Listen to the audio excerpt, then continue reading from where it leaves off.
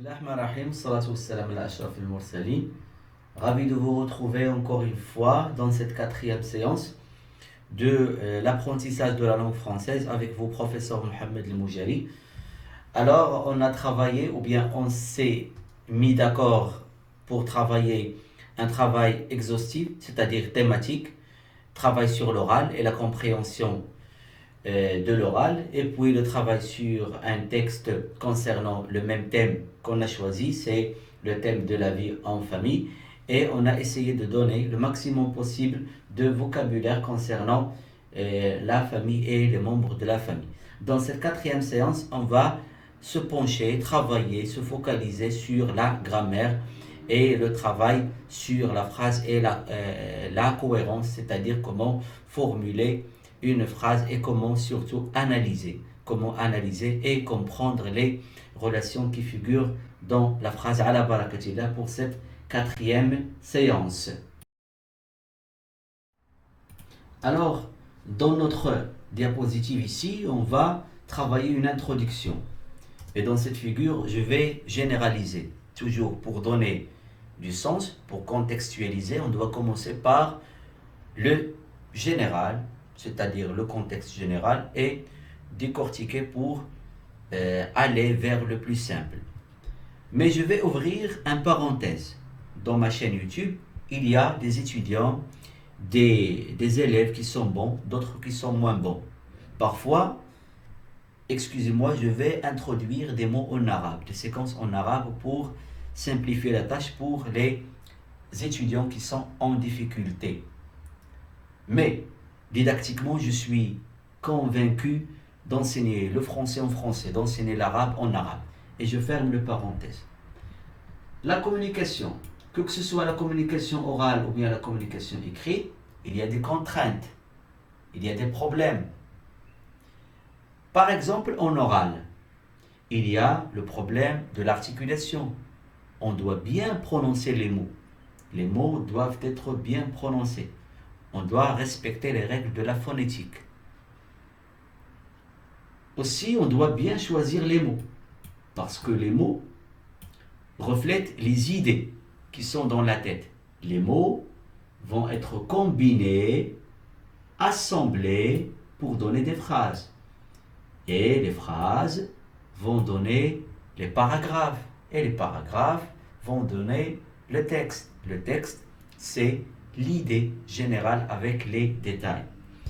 Alors, à l'oral aussi, on doit prononcer la phrase en respectant les arrêts, effectuer des arrêts pour un virgule, un arrêt un petit peu court, des arrêts qui sont longs pour les points selon le type de la phrase, effectuer des intonations des hauts et des bas par le son pour dire l'ordre. C'est pas comme dire, demander une information. Exprimer l'étonnement, c'est pas comme s'interroger, demander une information par une question. Alors on doit varier le son. Telwinat sautiya pourquoi? Pour simplifier la tâche de la compréhension, changer le rythme de l'articulation, de la prononciation. Mais la communication écrite, c'est une autre chose. Il y a des problèmes d'orthographe. Bien transcrire le mot, sans faute. Qawa'id al-imla, aussi de grammaire, de conjugaison. Les liaisons entre le sujet et le verbe, les accords entre le nom et aussi l'adjectif, il y a des règles à respecter là-dessus. On doit savoir les mots variables et les mots invariables. Alors, à l'écrit, on doit utiliser une majuscule au début de la phrase et aussi pour désigner les noms propres. Par exemple, Rabat, Maroc, Ahmed, Leila. On doit utiliser une majuscule. À la fin d'une phrase, on doit utiliser un point. En général, les signes de ponctuation. Alamat tarqib. Alors, une phrase en général se compose d'un groupe nominal sujet et un groupe verbal. Ça, c'est en général. Mais il y a d'autres phrases où il n'y a pas de verbe. ce sont des phrases nominales. Je donne un exemple pour une phrase nominale. Par exemple, voilà le facteur. C'est une phrase où il n'y a pas de verbe. Une autre phrase, ce tableau, virgule, vraiment extraordinaire. Remarquez qu'il n'y a pas de verbe dans cette phrase. Ce tableau, vraiment extraordinaire. Phrase exclamative sans verbe. On peut avoir des phrases en un seul mot. Par exemple, les interjections comme allô. Allô, c'est une phrase. Pour ne pas dire, par exemple, qui est à l'appareil, on dit allô. Ou bien chut. Chut, c'est une phrase avec l'interjection chut qui désigne ou bien qui signifie taisez-vous. Alors il y a des phrases qui sont nominales. Mais ici en général on parle de la phrase verbale. Exemple, les voyageurs, c'est le groupe nominal sujet où il y a l'article défini les qui désigne le pluriel, voyageurs avec S pluriel, ça c'est le groupe nominal sujet. Aussi nous avons le groupe verbal, attendre l'avion suivant. J'ai respecté les règles de la conjugaison ENT, les désignations ou bien on dit les terminaisons. Désignation, terminaison, c'est la même chose. ENT, pourquoi? Parce que nous avons le sujet qui est pluriel. Et aussi nous avons l'avion, règle de l'élision. Ici on ne peut pas dire le avion parce que c'est lourd. On dit l'avion, un avion masculin. Suivant l'adjectif. Ici nous avons une autre règle de l'accord entre le nom et l'adjectif. Par exemple, une voiture suivante, l'avion suivant. Ça, c'est en général la règle ou bien la phrase, de quoi se compose la phrase. Les voyageurs attendent l'avion suivant. Phrase déclarative avec point. On va passer au groupe ici, au groupe de mots. Les principaux groupes de mots, je vais faire rapidement. Les groupes de mots, c'est-à-dire les mots sont assemblés. Je vais revenir ici. Les mots sont assemblés, combinés dans des groupes. Il y a le groupe nominal. Le groupe nominal où le noyau, c'est le nom. Le noyau, il y a le groupe ou le nom. L'essence, il fait le nom. Par exemple, dans cette phrase exemple, notre famille a organisé la fête. Regardez, famille en italique, fête en italique. Ce sont des noms. Ce sont des noms. Le nom est une nature. On ne parle pas ici pour la fonction. La fonction va venir après. Notre famille, c'est le sujet. C'est le groupe nominal sujet. Se compose d'un déterminant possessif notre famille, c'est-à-dire la famille de nous, à nous, la famille à nous, notre famille, votre famille, ma famille, c'est-à-dire la famille à nous. À organiser, le verbe organiser au passé composé.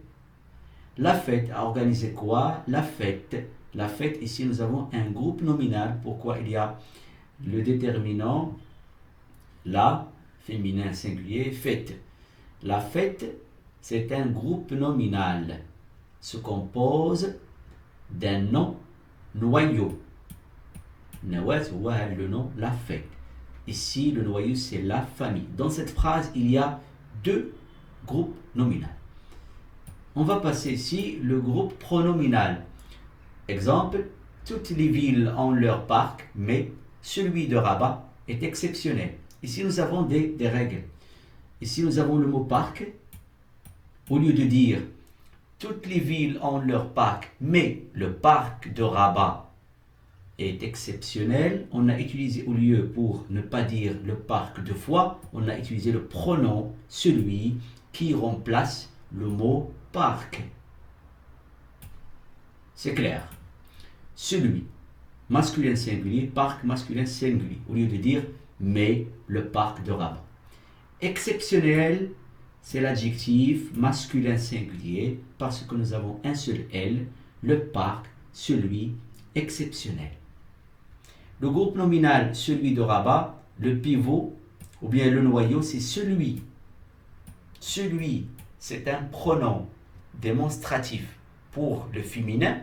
Si on change le parc, par exemple, par une école ou bien une institution, on doit changer automatiquement celui par celle. Celui pour le masculin, celle pour le féminin, celui-ci, celui-là, celui-ci pour le plus rapproché, celui-là pour le plus loin, pour le pluriel, ce, et pour le féminin, celle. Le groupe adjectival, je suis, sujet, je suis, le verbe être, c'est un verbe d'état, content, c'est l'adjectif. Ici, on va déduire, le sujet, je, est un sujet masculin, parce que content est masculin. Si nous avons une femme qui parle, elle va dire je suis contente de te voir. Le groupe content de te voir, sa nature, c'est un groupe adjectival. Pourquoi? Parce que le noyau, le SS, il fait le groupe content qui est adjectif.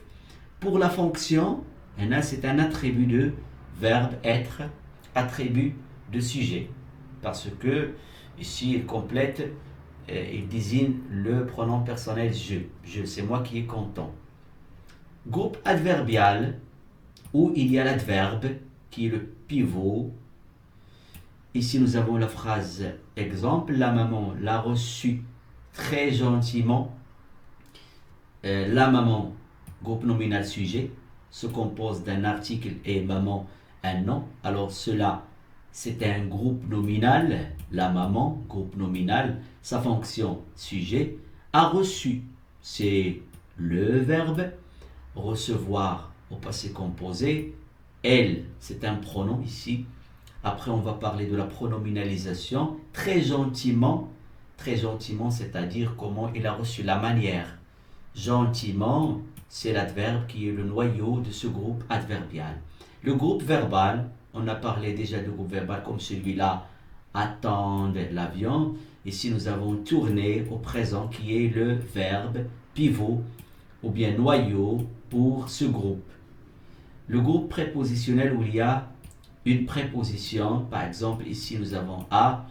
Pour d'autres prépositions, j'ai listé ici les prépositions. Vous pouvez mettre pause et écrire. J'ai envoyé, sujet, j'ai envoyé, passé composé de verbe envoyer. J'ai envoyé quoi? Un SMS, complément de verbe envoyer, complément d'objet direct. Et une proposition à Leïla. À qui? À Leïla. Pour le nom propre, on va utiliser une majuscule et vers la fin, le point. Alors, c'est tout pour cette introduction. Essayez de noter le maximum possible et on passe pour la diapositive suivante. Alors, vers la fin, je souhaite que vous avez pris mes suggestions en considération et mes conseils concernant la prise de notes sur des cahiers. Essayez de noter le maximum possible pour réviser. Essayez de chercher pour bien écrire les mots. J'essaie le maximum possible de prononcer à bon escient les mots et mes phrases avec les liaisons, mais il se peut que vous trouviez des difficultés. Alors essayez de chercher dans larousse.fr ou bien l'internaute ou bien CNTRL, mais celui-là, ce dernier est un petit peu avancé. Pour les niveaux qui sont avancés, on peut chercher dans le CNTRL parce que c'est exhaustif.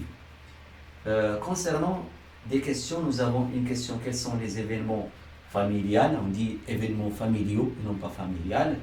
Les événements familiaux, parce que familial avec L, masculin singulier, avec LE, féminin singulier, avec LES, féminin pluriel, avec AUX, masculin pluriel, on dit événements familiaux. Les événements familiaux sont la naissance, l'anniversaire, le mariage, l'acte de mariage, le divorce. Le divorce, c'est un autre acte qui est censé mettre fin à l'acte de mariage, le divorce. Le décès, c'est la mort d'une personne.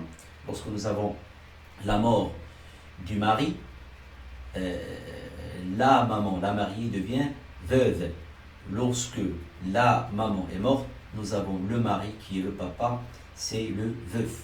Dans ce cas, nous avons une famille monoparentale. Mono, c'est un préfixe qui désigne seul, monoparental. Aussi, nous avons des événements, d'autres événements qui sont par exemple les funérailles, une cérémonie qui accompagne la mort ou bien le décès d'une personne. Je peux ajouter par exemple la famille qui partage le même nom de famille. Nous avons la notion de l'héritage, qui est l'argent, bien les biens qui sont laissés par une personne qui est morte. Le livret de famille, le livret de famille, document où se sont notés les événements familiaux, les informations concernant les membres de la famille. Je vous souhaite ici, vers la fin de cette vidéo, que vous avez accumulé le maximum possible d'idées, surtout les idées et les phrases, ainsi que le vocabulaire et les mots.